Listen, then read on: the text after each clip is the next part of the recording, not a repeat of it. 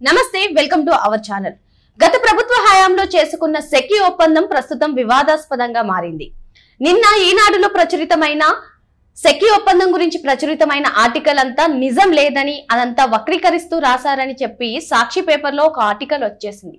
మరి ఇందులో ఎంతవరకు నిజం ఉంది? దీనిపై చర్చించడానికి మనతో పాటుగా ఉన్నారు సీనియర్ జర్నలిస్ట్ మాణిక్ గారు. సార్ నమస్తే. సార్ నమస్తే సార్, మరి నిన్న చూసినట్లయితే సెకీ ఒప్పందం కేవలం 7 గంటల వ్యవధిలోనే జరిగిపోయింది అని చెప్పి ఈనాడులో అయితే ఆర్టికల్ వచ్చింది సార్.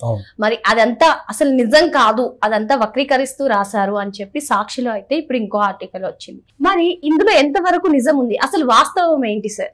నిన్న ఈనాడు పేపర్లో ఏదైతే 7 గంటల్లో దసరా మొత్తం ఓకే అయిపోయి ఎమ్మటే ఆగమేఘాల మీద ఒక మాటలు చెప్పాలంటే రెడీ అయిపోయిందని ఈ నెలలో రాసిందమ్మా. అది పచ్చి నిజం, వాస్తవం కూడా. అయితే అరే నిజం తెలిసిపోయింది, ప్రజలకి అర్థమైపోయింది. దీనికి ఏదో ఒక విధంగా ఒక ఫేక్ ని మనం వండి వార్చాలని చెప్పేసి ఈనాడు సాక్షిలో వేశారు. ఈరోజు ఏం వేశారు? సెకీ లేఖ ఒప్పందానికి మధ్య దాదాపు 2.5 నెలల సుదీర్ఘ సమయం అన్నాడు. అంటే 2.5 months టైం తీసుకొని మేము ఇచ్చామన్నాడు. ఇక్కడ మన ఇంపార్టెంట్ విషయం ఏంటంటే, ఈయన చెప్పినట్టే ఏదైతే 2.5 months టైం తీసుకున్నాడో ఆ టైంలో వాళ్ళ సాక్షి మీడియాలో కానీ లేకపోతే అఫీషియల్ గా వాళ్ళ పేపర్ లో కానీ రాసిన దాఖలు మీడియా ముందు అసలు లేదమ్మా. ఆ పేపర్ ఈ పేపర్ అని అసలు ఎక్కడ లేదు.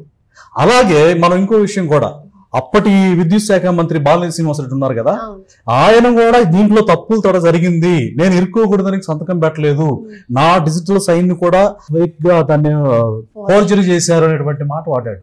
ఈ ఫేక్ వాళ్ళు ఫేక్ మాటలు ఈ విధంగా రాసి ప్రజల్ని ఏమార్చే ప్రయత్నం చేస్తున్నారు. This is not right way అనమాట. అయితే ప్రజల్ని ఈనాడు పేపర్లో వచ్చిందా ఇంకో పేపర్లో వచ్చిందా కాదు, ప్రజలకి నిజం అందించిన మీడియా ఏదని చూడాలి. కానీ ఇక ఆ విధంగా క్రెడిబిలిటీ గురించి చూసుకుంటే ఈనాడు అత్యధిక మంది పాఠకులు చదివేటువంటి పేపరు. ఎందుకంటే వాళ్ళు నిజ నిర్ధారణ చేసుకున్నాకనే దాన్ని అవుట్పుట్ ఇస్తారమ్మా. అంత ఈజీగా వీళ్ళు ఫేక్ వార్తల్లాగా వాళ్ళు రాయరు. రామోజీరావు గారు ఆ డిసిప్లిన్ తో ఉంది. సరే, విషయం పక్కన పెడితే ఈనాడు రాసిందా ఇంకో పేపర్ కాదు, నిజాలు రాసిందా లేదా అన్నది మనం పరిగణలోకి తీసుకోవాలి. ఇక్కడ మనం చూసినట్లయితే కమిటీ లోతైన అధ్యయనం తర్వాతే కేబినెట్ ఆమోదం. లోతైన అధ్యయనం ఎప్పుడు చేసింది? అసలు ఇంత డ్యూరేషన్ అని ఎప్పుడు జరిగింది? లోతైన అధ్యయనం ఏం జరగలేదు. ఆగమేఘాల మీద అర్ధరాత్రి 1 గంటప్పుడు ఆ శాఖ మంత్రే కదా, మీ మంత్రి మీ బంధువు కూడా కదా, జగన్మోహన్ రెడ్డి బంధువు కూడా కదా ఆయన. బాలినేని శ్రీనివాసరెడ్డి జగన్మోహన్ రెడ్డికి బంధువు. నువ్వు అర్ధరాత్రి ఫైల్ ఎందుకు పంపించావు? ఇంత టైం తీసుకున్నామని చెప్తున్నావు కానీ దానికి ఆధారాలు నో ప్రూఫ్ అనమాట. ప్రూఫ్ లేకుండా మేము రాసింది మీరు చదవండి, మేము చెప్పింది మీరు నమ్మాలి అని ఫేక్ వార్తల్ని స్ప్రెడ్ చేయడంలో సాక్షి పోటీ. ఇంకా మనం చూసినట్లే కారు చౌకగా సౌర విద్యుత్ సరఫరా చేస్తామని 2021 సెప్టెంబర్ 15న లేఖ రాసిన సెకీ. కారు చౌకగా సౌర విద్యుత్, మరి అదే మాట మనం తీసుకుంటే నిజం అనుకుంటే గుజరాత్ లో 1.99 ప్రైస్ ఉంది. అదే మన ఏపీలో తీసుకుంటే 2.49 ప్రైస్ ఉంది. ఏంటి ఫేక్? ఇది ఫేక్ కదా. మరి గుజరాత్ ప్రైసే మనకి ఇవ్వాలి కదా, అప్పనంగా దోచుకోవడానికి. ఏదైతే 1750 కోట్ల రూపాయలు అఫీషియల్ గా, అన్అఫీషియల్ ఇంకా ఎంత ఉందో తెలియదు. అఫీషియల్ గా అది అమెరికా తెలిసినటువంటి నిగ్గు నిజం ఏంటంటే ఇతను లంచం తీసుకున్నాడు, దీన్ని కవర్ చేసుకోలేక చచ్చిపోతున్నారు పాపం. ఏం అర్థం కావట్లేదు వాళ్ళకి. మైండ్ ఒక రకంగా బాగా డిస్టర్బ్ అయిపోయి ఎట్లా మనం ఫేక్ ని క్రియేట్ చేయాలి, ఎట్లా స్ప్రెడ్ చేయాలి. అంతకుముందు అధికారం ఉంది, సోషల్ మీడియా అడ్డు పెట్టుకుని సోషల్ సైకోలని డిజిటల్ డెవిల్స్ ని విరజిమ్మారు. ఇప్పుడు అవకాశం లేదు. ఎందుకంటే అలా చేసినటువంటి దుర్మార్గుల్ని తాట తీసి చట్ట ప్రకారం శిక్ష జరుగుతూ ఉంది. ఇప్పుడు కేవలం మిగిలింది ఏంటంటే సాక్షి పత్రిక, అలాగే సాక్షి టీవీ. సో ఇది అబద్ధం అమ్మా, అబద్ధం. సాధ్యమైనంత త్వరగా లేఖపై నిర్ణయం తీసుకోవాలని రాష్ట్రాన్ని కోరిన సెకీ.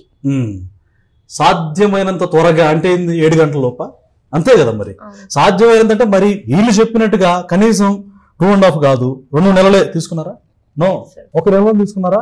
పోనీ 10-15 రోజుల్లో తీసుకున్నారా? లేదు.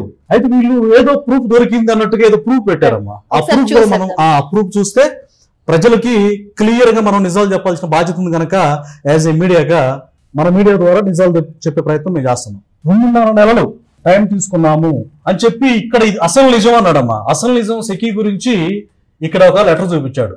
ఈ లెటర్ మొత్తం చూసుకుంటే డ్యూరేషన్ ఇందాక సెప్టెంబర్ 15 అన్నారు కదా, ఈనాళ్ళు ఏం రాసింది 16వ తారీఖు అయిపోయింది అన్నారు. అంటే ఒప్పందం అంతా ఆగమేఘాల మీద అయిపోయింది అన్నారు. అదే నిజం. అది అబద్ధం అన్నాడు కదా. ఆ అబద్ధం అన్నప్పుడు సెప్టెంబర్ 16 ఆమోదించబడలేదు, అక్టోబర్ నవంబర్ తర్వాత కదా డిసెంబర్ లోను పోయి నవంబర్ లో ఉండాలి కదా, నో డేట్, ఎక్కడ డేట్ ఉండదు. ఇక్కడ మీరు ఎక్కడ చూసుకున్నా కానీ డేట్ అనేది కనపడదు. అంటే డేట్ లేకుండా ఇదేదో మన ప్రూఫ్ అనేసి సాక్షి పాఠకులను ఏమర్చడానికి, ప్రజలకు ఏదో చెప్పుకునే ప్రయత్నం, కౌంటర్ వేయడానికి చూశాడు తప్పితే పచ్చి అబద్ధం. సాక్షి తనకు తానే ఇరుక్కున్నాడు, ఏదో రాశాడు ప్రూవ్ అని, ఇది నిజం అన్నాడు, అసలు నిజం అన్నాడు. నిజంలో డేట్ ఏది స్వామి? డేట్ ఏది చెప్పాలి కదా, డేట్ ఏది ఇక్కడ ఎక్కడ వేసావు డేట్? సాక్షిలో మీకేమన్నా కనిపిస్తుందమ్మా డేట్? నో, సెప్టెంబర్ లో జరగలేదు. ఇప్పుడు 15 సెప్టెంబర్ 15 అన్నాడమ్మా, 7 గంటలు అని చెప్పారు. వాళ్ళు కట్టుబడి ఉన్నారు నిజానికి.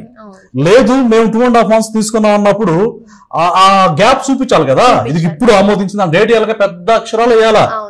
జరగని దానికి ఫేక్ కి నారాసుర రక్త చరిత్ర అని వేశాడు. మరి అది ప్రూవ్ చేయాలి ఖచ్చితంగా.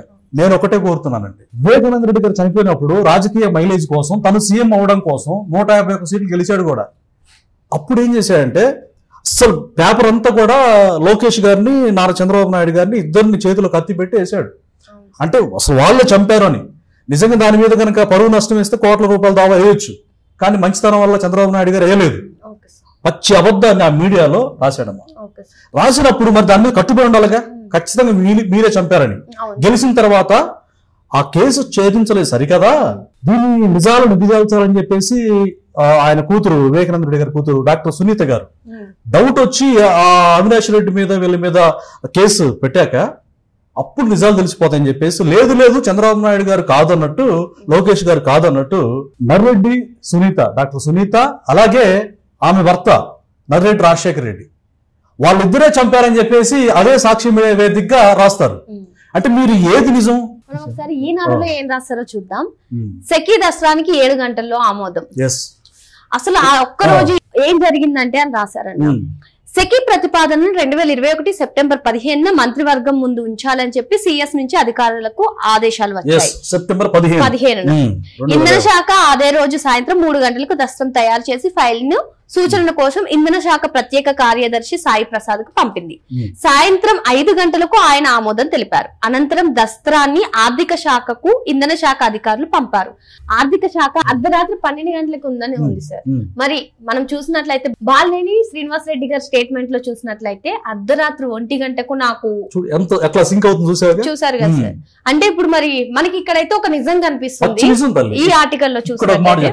ఈనాడు వక్రీకరణ, ఇదిగో నిజం అని చెప్పాడు. ఇదే నిజం, ఇదే వక్రీకరణ అని చెప్పేసి మనకి అర్థం అవుతుంది. మనం చూసాం ఇది. వాళ్ళు ఏదైతే ప్రూఫ్ ఇచ్చారో ఆ ప్రూఫ్ కూడా చూసాము. డేట్ లేదు, మరి వాస్తవాలు మనం ఎందులో అదే నిజం. ఆ నిజం కాకుండా ఉంటే ఇప్పుడు ఫర్ ఎగ్జాంపుల్ అసలు ఈనాడు వక్రీకరిస్తే పరువు నష్టం కేసు ఏమని, ఫేక్ వార్తను ఏమనండి, ఏం లేదు. అబద్ధం అబద్ధం అబద్ధం అబద్ధం. Care of address Sakshi media అమ్మా. సాక్షి మీడియా అంటే దాని వెనకాల ఉన్నటువంటి జగన్మోహన్ రెడ్డి, భారత్ రెడ్డి. సో వీళ్ళు రాసేది మొత్తం కూడా ఏది చూసుకున్నా కానీ అబద్ధాలు, వాళ్ళ కరపత్రం లాగా పనిచేసేదే. కానీ ఈనాడు కరపత్రం అంటారు. ఈనాడు కరపత్రం కాదు, ఈనాడు ఎడ్యుకేట్ చేసే పత్రం. ప్రజల్ని ప్రజలకు నిజాలు చెప్పేటువంటి పత్రిక.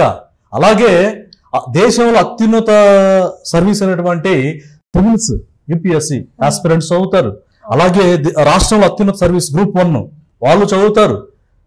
సో అలాంటి పత్రికని, అలాంటి క్రెడిబిలిటీ ఉండి పాఠకులు ఎక్కువ ఉన్న పత్రికని ఫేక్ అని రాయడం. ఒక దొంగ అంటాడు, నువ్వు దొంగతనం చేసావనంటే లేదు లేదు నువ్వే దొంగ అంటాడు, నీతో ఉన్న 10 మంది కూడా దొంగ అంటాడు. అట్లా ఉంది ఇలా వరుస. మరి కథనం ఏ పత్రికలో వచ్చిందన్నది ముఖ్యం కాదు, వాస్తవాలు అనేదే ముఖ్యమని ఈ రోజు తెలుసుకుందాం. మరో రోజు మరో అంశంతో వచ్చేద్దాం. నమస్తే.